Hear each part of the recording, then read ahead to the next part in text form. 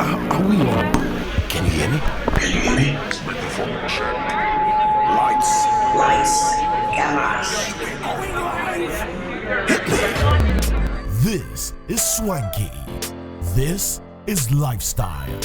This is culture. Welcome to the social center of everything culture. Culture Daily. 16 past 9 a.m. here on Culture Daily, second part, the big conversation. And this is our visual radio room. If it's the first time, hey, again, I'm reminding you that it's Pink October. It's Breast Cancer Awareness Month. For us in here, the message is very simple, straightforward. Stay abreast, check regularly. And let me just extend my condolences, and especially also on behalf of our company here at 3 Media Networks, to the family of P. Wizzle, super producer, beatmaker extraordinaire P. Wizzle. His mom passed on a couple of weeks ago. May her soul rest in perfect peace as well. So, Charlie, we did for you, bro. I was just talking to him a few minutes ago. We did for you, bro. Lost the grandma and the mom as well.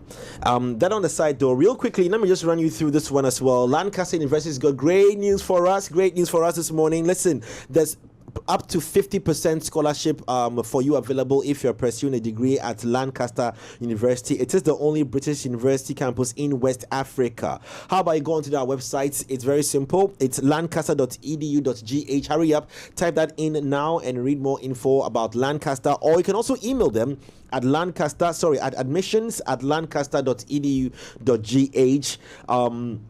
It's your promise and guaranteed a vibrant student experience in a community that will equip you with youthful employability skills. Brush your teeth morning and evening with Pepsodent Cavity Fighter, because every time we eat, food and sugars trap between our teeth that leads to tooth decay and gum diseases, in some cases foul breath as well. So brush your teeth morning and evening with Pepsodent Cavity Fighter, and gives your teeth the protection it needs, leaving your teeth with 10 times stronger, while giving you 10 times stronger teeth. It's fortified with pro-fluoride and microcalcium ingredients that seals tiny and invisible holes in your teeth, prevents cavities, and keeps your teeth and your mouth strong and healthy as well. Then visit Live Resto Lounge in East Legon. Get some great meals for yourself as well at Live Resto. Today being a wonderful Wednesday. You know, I keep hitting on the guys and the girls, taking the girls out, right? So guys, to spend a few cities on your bay today being a Wednesday, Woman Crush Wednesday, right? And do it for her at Live Resto Lounge. You have everything you want. Great meals, great service. Or call 020-133-7766 now to experience Live Resto Lounge. In recent times on socials, we've seen, I'm sure when you just refresh your TL, your timeline, you see a lot of accidents or accident-related conversations. People died, persons died, one person injured. Now, the most tragic recently, which caught us unaware on socials as well, was the accident that happened in East Legon, where this 16-year-old, alleged 16-year-old boy drove into the back of another Acura vehicle, which had 4 persons, out of which 2 died as a result of the accident, and the car went up in flames. Also, there was also another story on the Accra Winneba Road or Accra Takrady, I can't recall, but a VIP bus also got involved in a fatal accident.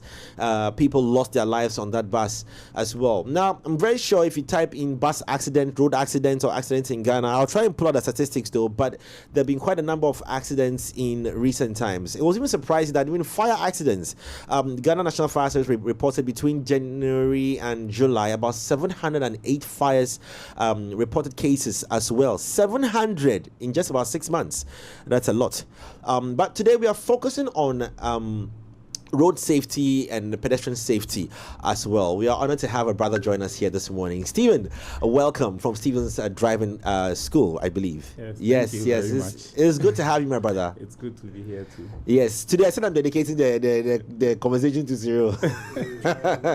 Sorry. Oh, wait, let me put it on. Yeah. But your plan has failed. Why? It will fail. I already. Yes. I'm well versed with Oh, is it? Yes. I serve a living God. He's a living God. Praise the Lord. Amen. man. Oh no, not that he's a bad driver. He's a quick driver. He's a very good quick driver. I wish Silva were here this morning to tell us more experience in Cyril's week. He's playing music and enjoying himself in his week, my brother. Yeah, welcome to the show, Cyril. Praise the Lord. Stephen, we brought you in here this morning because we may all think that we are good drivers. We may all think that we have right of way at certain points in time when we are on the road, on the walkway. We've seen a lot of things, we're hearing a lot of things lately. But it's only right that we re-educate ourselves, especially for licensed and unlicensed drivers. We re-educate ourselves and understand certain things that we take for granted or we thought we knew, and only to find out that we don't even have the right of way, and we cause accidents one way or the other. We know as drivers we flout a lot of regulations. There are 1,001 of them because we think the laws don't work. There are no consequences, as Cyril will say to this. But this morning we want to be re-schooled. We are all going back to driving school. Learning needs to go back to driving school. I'm told. Please, somebody told me. Somebody who has experience of driving told me that. Okay. Oh, she doesn't know brake. No. She goes. When she's going. You should say it with your full chest. No. It's breast cancer awareness month. I can't say something in my chest. So, Stephen, welcome to the show. That's not true, guys. Where do we begin this conversation from? So, currently in your space and your industry, when you take a look at performance in terms of regulations, adherence to regulations on the road, where would you rate us as Ghanaians? Good, bad, poor, progressive, retrogressive? In fact, I would prefer to use poor. Poor? Yeah, very. Oh. In fact, very. If there was very, I would include it. reason being that after all the studies with all the training that we go through in school, we have so many drivers. I think I'll need you close to the microphone. Yes. We have a lot of drivers that are licensed. Mm-hmm. Yes, they have the license, all right, but they are not licensed drivers because we are in a dispensation where a lot of people are acquiring driver's license without going to appropriate quarters to undergo the training that they have to go through. Okay. And we are always encountering a number of people, a lot of them that will call you and even would want to say that, oh, I just want to hit the road. I don't want any theory. It's boring. I just want to know how to drive. And it takes a lot of effort to even convince most of them to take the theory lessons, which is equally as important. And even I would say it's even much more important than the practical itself. Boyfriends need to stop teaching girlfriends. Exactly. And girls, they are after how to drive. Is that how you learned how to drive? I'm just sorry. Oh, wait. Very good strategic question there by John Foley. Thank you for 5 points. Currently, looks like John Foley is in the lead. I went to driving school over my office recently, just last weekend. A man came in with a wife, and the wife was very furious. You could see that there was some friction, bad energy. Exactly. So, just after the registration and everything, the lady told us that the man was trying to teach her, and the man was so impatient. I hope you have patient instructors around you because he was always shouting. I couldn't even think behind the steering wheel. Oh my God! But some girls also teach guys how to drive. No, I beg you. I beg you. This is stay Pink October. I beg you. I'm just saying. Stick to Pink October. I beg you. I have not come across any car that you see a girl. Not a female instructor. I'm here to recruit her as an instructor. Thank you. Yeah, so that we can have females also. I've taught a guy how to drive before. So you are the only one. I can't do it. Why? No. I can't. There's just something up. I think driving is so intuitive that you expect the other person to be in sync with you like that. I don't know if you get what I'm saying. No. If you know how to drive, and then you put somebody who doesn't know how to drive in the steering wheel, and then you are telling them, oh, just take your leg off the clutch and then gently apply the accelerator. You are saying it from a point of experience and intuition. They are ignorant totally about it.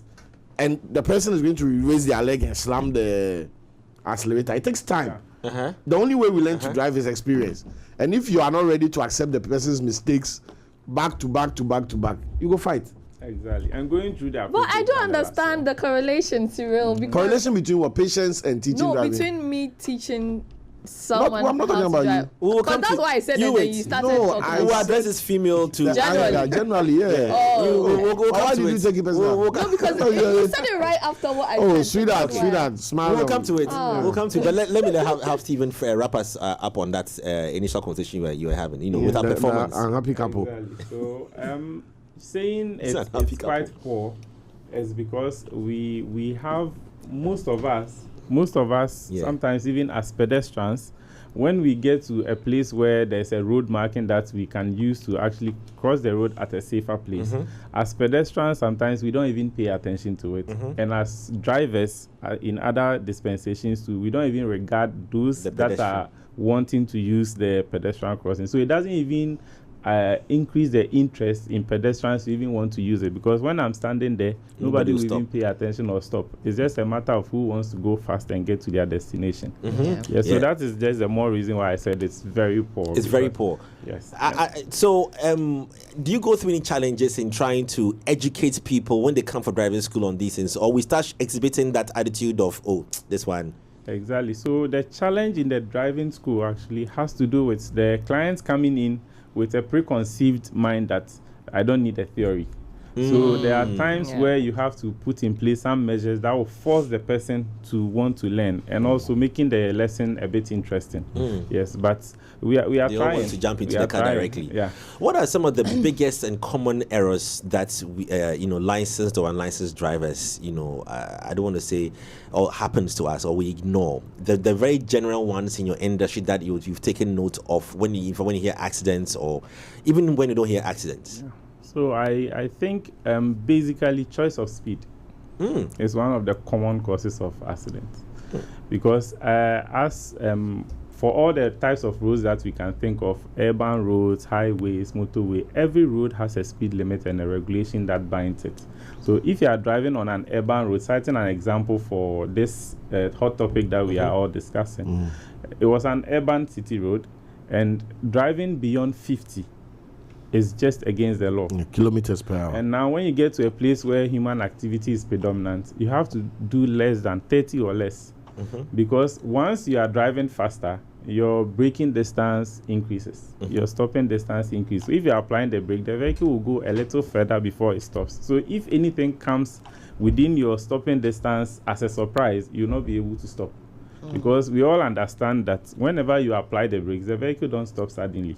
It will travel a certain distance. So the faster you go, the longer it will take for the vehicle. Please, you've seen the footage. I'm so sorry, Lenny. You've seen the footage of the accident. Yes. What do you make of the kid who was in the car driving? Did you think he had an intention to stop because he was approaching I'm sorry to bring that up, but approaching From a a junction. professional Do you think, perspective. from a professional point, do you think he knew there was a junction, or because it doesn't make sense to me? Yeah, so you see, sometimes that's why the issue of age also comes to play. Because the choice of speed as we speak, we all drive. There are some times that we were citing serious skills, for example, that sometimes you get carried away and maybe try to drive at a top speed. But there are some places where if you have that maturity, you won't even risk it. Yeah. And for example, when you are driving, it's not entirely about what is right before you, but you try to focus on what is ahead. What is the next move? I'm approaching a junction. Do I have a right of way and all that? So I feel that ignorance played a role, and I feel that some level of immaturity also played a role. Because if you look at how he was accelerating To a junction. Exactly, towards a junction, I'm not sure that any well-trained driver would even dare try that, especially when you don't know what is ahead of you. Do we assume that he didn't know there was a junction there or something?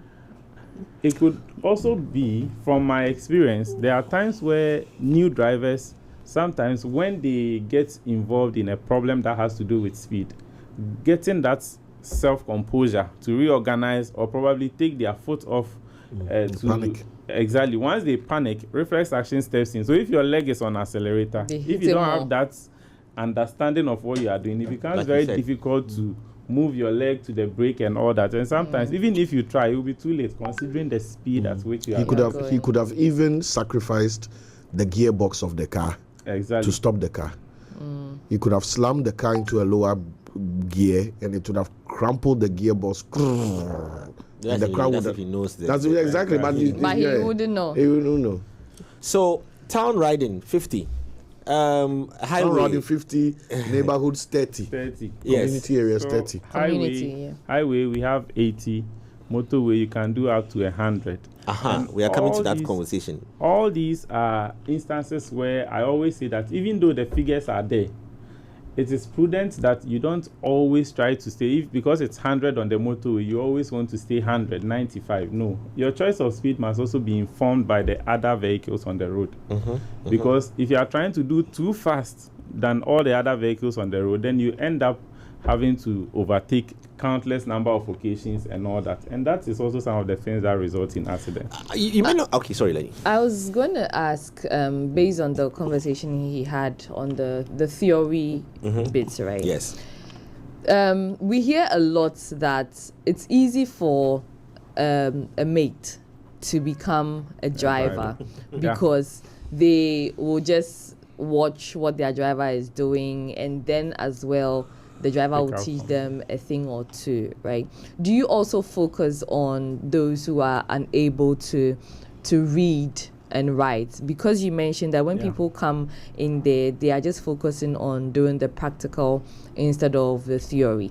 Okay, so as a driving school, what we've tried to do over the period to change the narrative is that when we try to understand the type of clients we have in our space, and thankfully we are exposed to instructors that can speak almost all the local languages. Okay. So there are times that if you come to a class that is, let's say, Tree-dominated class, as we speak the English, we try to interpret in Tree. I've had a woman that came to us, she could only do Ga.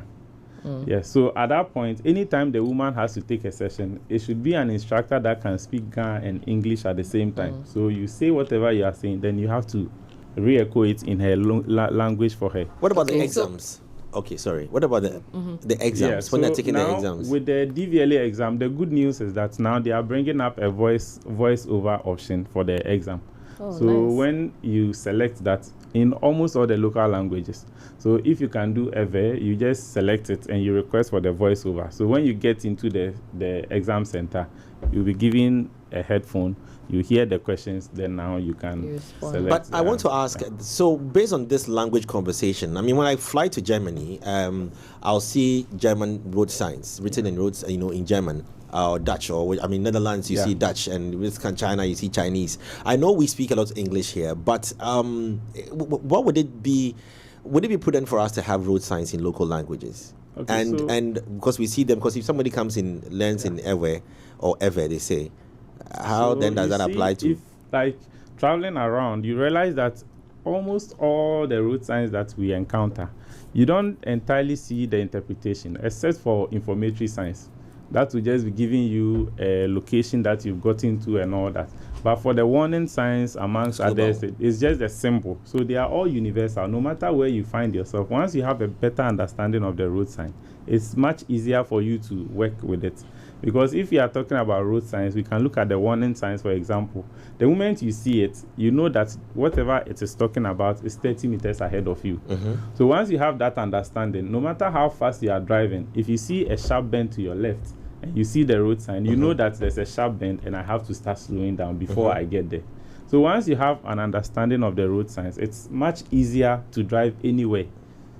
No matter the country. So can you school us? I was just trying to open this up, but can you school us on the difference between warning signs and then I know one is we have the regulatory and the regulatory. I have to don't slack and then give myself off here. So I'll just break it down. So we have a number of road signs, and we can break them down. We have the warning signs. So the warning signs mostly, they come with triangular shape. You have red boundaries. So anytime you warning signs come mostly in triangular shapes and a red boundary. Yes, you see the triangular shape red. Please, it's not I don't know. I know. I'm only just reiterating what he's saying, so we are all learning. It's for your benefit. Yes. And it comes with a white background. So mostly you see the warning signs 30 meters before the hazard. So if you are talking about a speed ramp, once you see the red triangular shape, it means that 30 meters ahead of you, there's a speed ramp. So no matter how fast you are traveling, you should be able to stop there.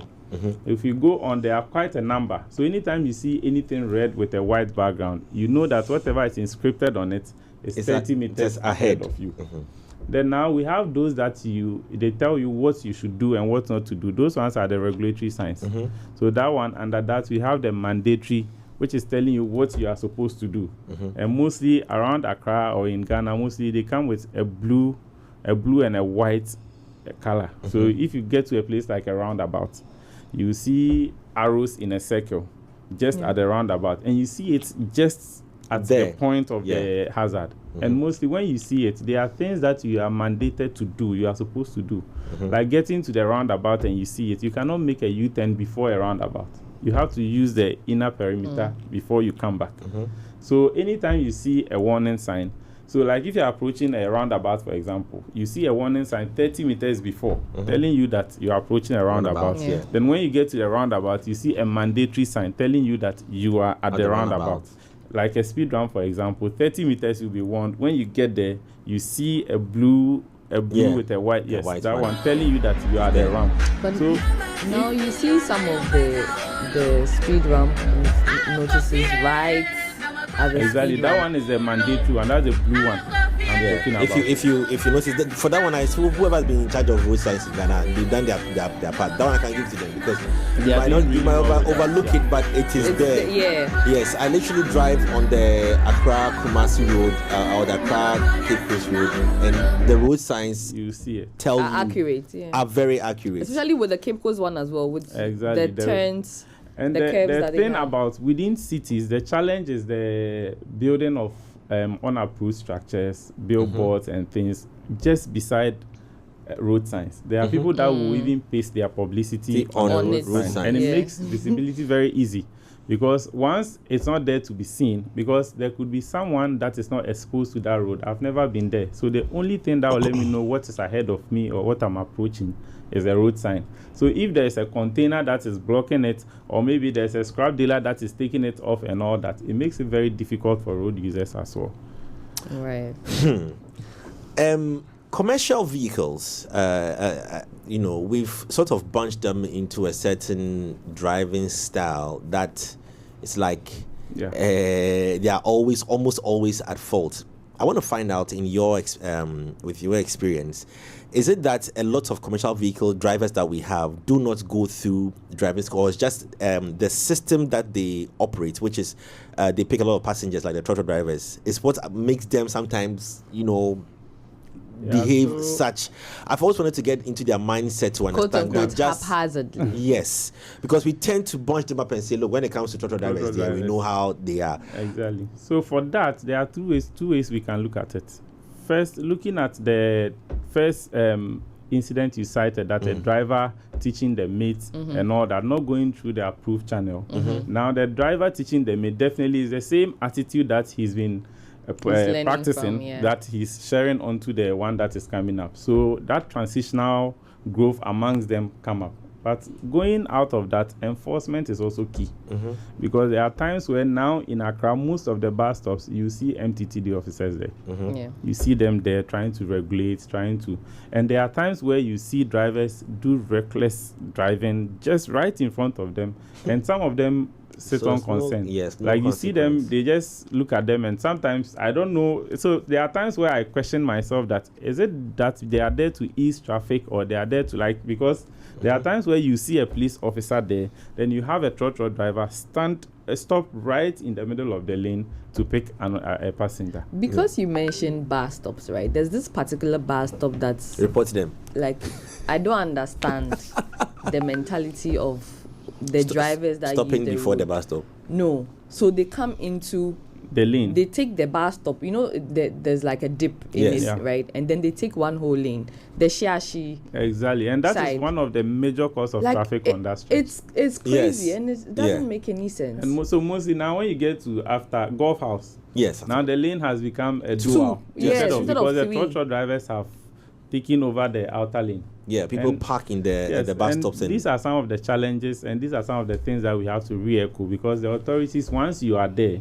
we expect that you have to also pay attention to some of these details, because once there is that delay, the next thing is the person that has been delayed for 5-10 minutes would want to speed up to get to his destination. And these are some of the things that we don't pay attention to, but rather also lead to road accidents, because all these little delays, now it will get people behind schedule, and now they will be tempted to drive a certain way that on a normal day they wouldn't have driven that way. Let's talk about the road itself. There are road markings.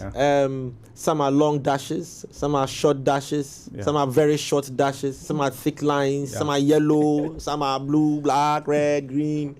I mean, some are a mixture of yes, long you and see short. a lot of things there. Can you just run us through to understand some of these road markings and where and why they place some of them? Yes. So first, I even don't understand. I just want to ask. I'm a very good driver. I just wanted to know the benefits of the listener. So, first off, you see, mostly when a road is constructed and the lines are drawn, it's very beautiful to see. But we have to understand that it's not for beautification purposes. Please, before you go inside this one, I want to find out if I was wrong. Can we just come back off this for a second? Let me ask you, because it's in relation to what I'm about to say.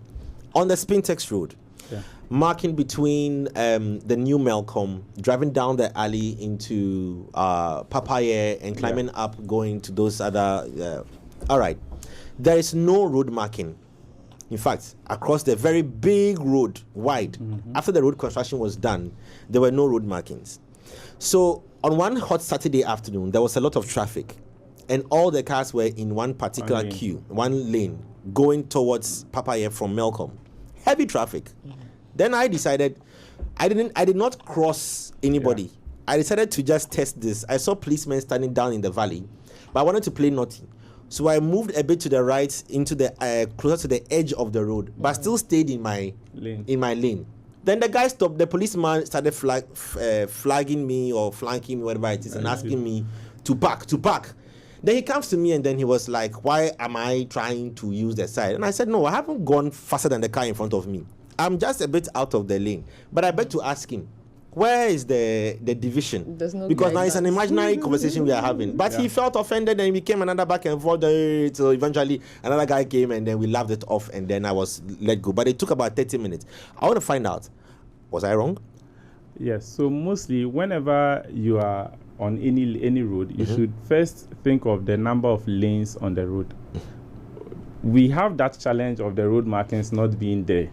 But then we cannot shy away from the fact that the lane is just a single carriageway, one in, one out. So the excess there noise, so that is the shoulder of the road. Mostly you see them there for a purpose. They are escape routes. You can be after, maybe it could be a truck, then he will feel brakes. Instead of running into the car ahead of him, then he can use the shoulder of the road. So any road that you see, there's always some form of an extension. That's why when you go to the marketplaces, you have the EMA come after the hawkers and all that, because they are always on the escape routes where maybe if there's any unforeseen circumstance, you may have to use to save lives. So for the road markings, in fact, we all agree that most of our roads, even if it's there, it's faded. So seeing it, and even yes, it's not there at all. But it's just across the city, most of the road markings are not visible.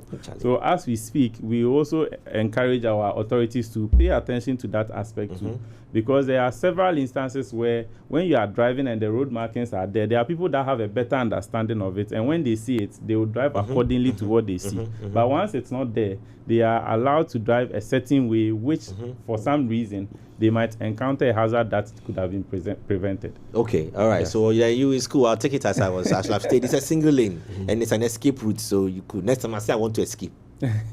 Something is chasing after me. You are the trait. My people are chasing after me, so I want to escape. Fearful. But let's go back to the road markings. The short dashes, the long ones, and then the solid ones. If you can just put back that on the screen after this commercial. And yes, we've noticed that we see them in certain parts of the city, and we just want to understand this. Yes, Ketsi Betwi, thank you. Yes. Okay. So quickly, let's understand that for the road markings, there are a wide range of them. But focusing on these ones that are projected, you see we have them in three different forms. We have the short broken lines, the long broken lines, and the solid marking.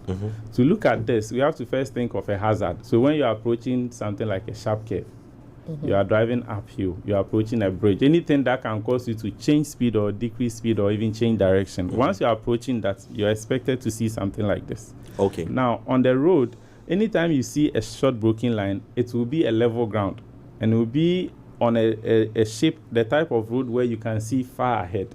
So over there, anything that you intend to do, you know what is coming. So it is easier. So on short broken lines, anytime you encounter it, you can switch lanes. People like to use overtake, but I don't like overtake. You can switch lanes for the whatever purpose. Maybe you want to overtake, you can switch lanes. Then make sure that you end it before you leave the long broken line. Why? Because it is always like this. You see a short broken line first, then you come and see a long broken line, then you see a thick solid line. Yeah. So the short broken line is on a level ground. You come to see a long broken line telling you that even though it is still level, you are approaching a hazard. So if you started overtaking, you should be ending it now. And in most cases, if you couldn't do whatever you want to do and go to the long broken line, that is not the time to start, because you are approaching a hazard. Danger. Then at where the hazard is, just a few meters before through the hazard, you see a solid line. So anytime you see a solid marking, it is telling you strictly not to switch lanes, because it could be a sharp curve, it could be a bridge, it could be a road that is shaped in a way that you don't know what is ahead, or it could lead to an accident. Yes. So that is how these three come together. So first, you see the short broken one, which mostly allows you to overtake if it is clear. Then the next one will be the long broken line, which if you started doing anything of that sort, you should be ending. Yes. Okay. Then the solid line. So solid, I can't cross. You can't at all. Okay. In a situation where we see parts solid, parts broken. Yeah. So in most cases, if you see that, then it could be that if they could go forward, you could see that, let's say I'm approaching a sharp curve. You have exited the sharp curve. Is that okay? So you see the road demarcated in a way that I am now approaching the sharp curve. So I would have to see the solid line. Okay. Because I am approaching it. The one that is coming from the other side has bypassed the sharp curve and it's on the level ground. So the short broken line will be on the side. So mostly the one you see beside you is the one that you have to pay attention to. So if the thick solid line is beside you, then it is telling you that you, that one on that, you, the person that has it beside you, you cannot. For example. Okay. Yes, something like this. Okay. Yeah, I saw this video. If you can just, run it. So sometimes you see the thick yellow lines as well. If you can run us through that. Pause it here. Let's pause it there, right there. Okay. Okay. All right. So if you see this road, for example, here there are two instances. The one on the right, the one with the short broken line is closer. Yes. Yes. Now it's not approaching. Okay. Sorry, we'll take it back. Let's take it back to the point where it is the short broken and then the long broken. Yeah, we can just thick one. Yeah, the thick one. No, you'll get it for us. Don't worry. Okay. The team will work on it. So for that, the one that has it beside, if you have the short broken line beside you, then it means that you are now on, maybe let me say, a level ground. So you can switch lanes if it is clear ahead of you. You get, and when you switch lanes, you don't stay in the lane. You are switching lanes for a purpose. So instances where you switch a lane and just stay there is prohibited. And with that said, you see the thick solid line, the one that has it on their side coming towards the left, now is someone that is now approaching the hazard we are talking about. So maybe there's a bridge ahead, there's a hill ahead and all that. So which is behind you. Have to, exactly. So you cannot overtake or switch lanes. So if you go forward, you see the one that has the two yellow lines in the middle. Yeah. Yes. So for that one, you see that it is a multiple carriageway. So yes. Yeah. So for that. Yeah. Pardon us because it's a video, so we're just trying to gauge the points where. For that, you realize that here. This one. Good. So you see, this is a dual carriageway. We have two going this way, two coming the other way. Now, in between, in most cases, you see a central reserve. You see a grass veg or something dividing it. But in a case where it is not there, this double line you are seeing is saying that so long as you are on this side, under no circumstance should you switch to the other lane. Because for that part, it is for those coming the reverse. Yes. So, but once you are in between, so you see in between the lanes, the broken lines are there. Because you know that mostly once you are going that way, there won't be any car coming towards you whatsoever. So if it is clear, you can. Are there any regulations around switching lanes, even if it's a dual carriage or a multiple, Yes, there are. So if it's a multiple carriage, mostly when you are joining any road, you join from the outer lane. That is the first rule. And we don't make sudden turns. You don't just enter. You do it progressively. So as you go, and you have to apply what we call the MSM. Even these days, I say MSMM because we have mirror for M, signal, then we have mirror again because we are in times where we have fast-moving cars. You see a car that you thought is far back, but in a split second, it's closer. So you check the mirror again before you maneuver. So that is how it is supposed to be. And when you join on a highway or any multiple carriageway, one thing that needs to be emphasized is that we don't skip lanes. That is why it is necessary that you plan your route before you even set out. So if you are going from a place like, let's say, Atomic Junction, heading towards, you are going to UPSC. You join from the North Legon. Definitely you join on the outer lane, Firestone area, if you know where I'm talking about. Once you join, as you progress, you know you are going to UPSA. Before you bypass Presec, you should switch lanes progressively, one at a time, and come to the inner lane. Because the traffic, you are going to take a turn to your left. But you don't stay in the outer lane till you are approaching there. Then you want to go. So it means you have to skip a lane. And skipping a lane is very dangerous. It is something that you don't have to do under any circumstance. Because for us, as a driver, being progressive at all times is prudent. Because once you are making a switch to one lane, if you miscalculated, it is easier for you to return back to your original lane. But if you are skipping a lane, you are going to go across. So if you make any such mistake, before you can reverse the action, it will be too dangerous. Please, okay, sorry, Lynn. Thank you. For pedestrians, that's right? my incoming instructors. Yes. One thing that irks me is the fact that when people are crossing the road, I always say that the road wasn't made for pedestrians. It was made for cars. But you find that when people are crossing the road, they will take their time to cross the road and then now make it seem like the driver or whoever is driving is rather that situation. I want to add to. Have we not made a mistake with our road systems in Ghana not providing pedestrian walks? Exactly. No, I'm even talking about not those walking on the side, those crossing. Some people, if you are crossing from, let's say, Abelinkwe Joel, if you are crossing from the Abelinkwe side to the other side, right, to like the But the thing is that the pedestrians are road users. Yeah, the pedestrians I beg to differ on the part that the road was made for vehicles. No, you don't. Not on this side. I'm talking about this side. Not walking on the side of the road. I'm talking about across. When people are crossing the road, they have this lackadaisical attitude. Oh, that one there. Not a zebra crossing. So if it's a zebra crossing, when you are going across the street, you place yourself at risk when you run across the street. You should walk. Just that it shouldn't be as majestically or irritating. That's the one I'm talking about. Because when you are running, the chances of you falling off or maybe losing your footing is high.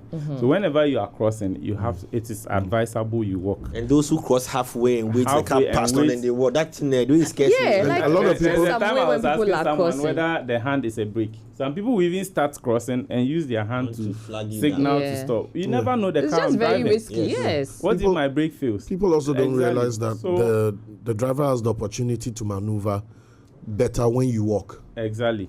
If you are walking and he can, gauge your, should I go faster and go before he goes, or should I slow down? I can gauge you. But if you're also coming at that speed, it becomes a calculus. Shouldn't it be brisk walking then, Stephen? Because if you are just going to walk anyway, anyhow, I get the point you are making. Waiting for the car to wait for you before. If you drive around University of Ghana campus, you see this a lot. You have someone even on the phone. Yes. Walking as though they walk unconcerned, but once you are crossing the road, use of phone should be out. Okay, so Stephen, let's go. University of Ghana campus. You see now there's gates all across. It didn't used to be that way. Students were getting knocked down. That's why those gates and the road was blocked and it was rerouted and the speed ramps were done. When I was growing up on Legon campus, it was open. But students before mobile phones. and he's even saying that it's still being done. Can we talk about this road usage by pedestrians and vehicles? Because that understanding needs to be made clear. And I don't understand why governments give contracts to road contractors and then they develop or build roads and ignore where it is always to the gutter. Yes. And I ask myself, where do you want the human beings to walk? Or is it that they are not allowed to walk? Is it part of our zoning? Or even the bicycles as well? Yes. In terms of road construction, I think maybe the engineers would give us a better, but from where I stand, there are roads that even we have the sidewalk. but you have pedestrians still walk on there. Yeah. So it's just a matter of education and understanding that even if the sidewalk is not there, as a pedestrian, you don't walk towards the middle of the road. You should always stay as far as possible towards the shoulder. And in terms of the driver's action, there is this thing that we need to understand, that maybe after school hours, mostly you have people stop for students to cross and all that. Yeah. Now, because of the Okada riders and some impatient drivers, whenever you are planning on doing this, we will encourage that you try to practice the arm signal, which is very important. You lower your glass if your AC is on, then use your arm to signal other road users that, because there was an accident that occurred recently, the person stopped all right for the school children to pass, and an Okada rider from nowhere ran into them. So these are some of the things. So in terms of pedestrians action, whenever you are crossing, you see the marking, the crosswalk, the zebra crossing, the way it is marked. Yeah, please, let me ask you a question. I know, sorry. We go to driving school and get license to learn how to drive cars. What about motorbikes? Yes, you are supposed to also undergo. Are they coming for classes? Yes, now there's even a new regulation coming that we are going to, the driving schools will be given that mandate to have to train you. So you see now, by law, you have to go to a driving school before you can get a license. Yes. Even though we understand that there are some violations to it, but if you go to the licensing authority, you do your biometrics, there is something you have to come back to the driving school for. And for that, you have to undergo all the theory lessons before you get access to it. So who is issuing license to motorcyclists, and are they going to for tests? Yes, they have a test they undergo, and they have a training they undergo. So before you get a motor license, after you do all the payments, there's a training that you undergo. I must shy away from it and say that it's not something that, in terms of enforcement, I always say that we have the systems in place, but it's the enforcement and the publicity to make the people know that this is to save you, this is for your own safety, so that people will take it serious. That is where the problem is. Because I doubt. So wait, I know you don't speak for DVLA, but I want to understand. So I have a motor. But can I go to DVLA for a license? Am I to go through any training, any tests before I'm issued the license? Yes. Ideally, yes. If I should say. You are supposed to, and there's even a training that you have to undergo. It's about a 3-hour training that will tell you about the road signs. They talk to you about road signs. They talk to you about where to use, not to drive in between lanes and all that. These are things that the system, even with DVLA and all that, is there. Now, the challenge has to do with that general problem we are all facing, enforcement. Making sure that the system that is there is being enforced. For example, talking about the licensing and coming to driving school before you can get a license. It is prudent that we have a number of people that are getting driver's license and they've never set their foot in a school. There's someone somewhere that is making sure that is going on, because instead of making the person insisting on it, we rather prefer to take the liquid and just move on. But once you are doing that, you are pushing the person into a zone where he is going to place his life at risk and the life of others too at risk. Why would you put the tricycles, because it's on the rise? I tell you what, in Kumasi, the Pragya is there are a lot of people who use the Pragya now. Yes. So where would you fit them? And I was confused because just to answer your question, I was confused because at one point they felt like they were bicycles. By so two. Or they are when they were in the middle. I think they are classified with the motorbikes more. So if you pay attention to their registration. This is just from my own observation. You see that their registration is the same as that of the motorbikes. Okay, so what I want to ask is, when I travel to other countries, European countries, the motorcyclists, yes, they overtake, but they come back within the lane and are in front of you. But here in Ghana, all motorcyclists, and I say all because all the ones I've seen, anybody can come and arrest me for that, all the ones I've seen, unless anybody wants to prove me otherwise, all feel that the rightful place of a cyclist is the middle. You see? So what is the conversation around that? I think the driver's attitude is also key. Because most drivers, if you are driving and you see a rider in front of you, the immediate thing you do is honk. Which is wrong. Where should it go? Well, you get it. Either he has to go to the shoulder or stay in the middle. And driving towards the shoulder, you place yourself at risk. So they would rather prefer to stay in between. So they have a role to play. And also, we as drivers too, we have a role to play. And there are cases where from Medina to Shashi, there's a sideway for riders where they are not supposed to be on the highway. They've made that demarcation that we are talking about. But most often you see the riders on the highway, which is also a very bad. Another, yes. So you're going to say something before I move on to indiscipline and entitlement. That is it. That's the same agency that makes the trotro guy just enter the road because that makes the taxi just stop because passenger see is the same agency that makes the biker want to be in the middle between two cars, because why is he on the bike and in the lane following car? He will tell you that met a bike is it's indiscipline. Exactly. A lot of it's indiscipline. Sorry, our time is up, but let me just ask you this on traffic lights. When we were kids, we were told red means stop, yellow means get ready, and green means go, and go. I always say this in class that they misinformed us from the early days. Jesus. Because if you pay attention to the transition, we have green. Yes. You get amber. That's the yellow. Before red. But they told us red, yellow, green. Do you get it? But aside that, having an understanding of how it applies is very key, in the sense that whenever you are approaching a traffic light, when it is red, you know you should be ready to stop. Good. When it is green, you can proceed. Once it is clear, green doesn't mean go and go. You can only proceed if it is clear. And now, if you are proceeding in a sense that you don't go out of, we have the what's the name? The central reserve. Like if you have a place like Madina Zongo Junction, it turns green, but you know ahead of you is not clear. So you don't force it. Because once you proceed, you go and stop in the middle. And now those coming from either house of the traffic will be blocked. And one thing also is that when it's on green and you are approaching it, the moment it starts blinking amber, if you've not passed the stop line, you have to stop. So it doesn't necessarily mean you can go through quick. No. Because when it's amber, it's like accelerating. Yes. So that's why the police will follow you and tell you jump the red light. Because if you went beyond the stop line before it started turning amber, you can proceed. But once you are behind the stop line, you have to stop. Interesting. Well, I wish we could continue this conversation. Before I come back to you, Stephen, in wrapping us up, listen, the second edition of the EDM festival is about to happen. Eat, Drink Music Festival. It's here. World-class music performances, local and continental foods, a variety of drinks, fun activities, cooking competitions, and all of that lined up for you. 2 days, 26th and 27th October at Good Park.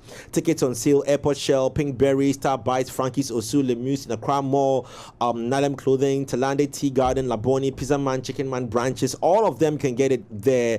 It's brought to you by Chicken Man, Pizza Man, Koa Impact, Lime AR, Twisco, Onga, Cowbell.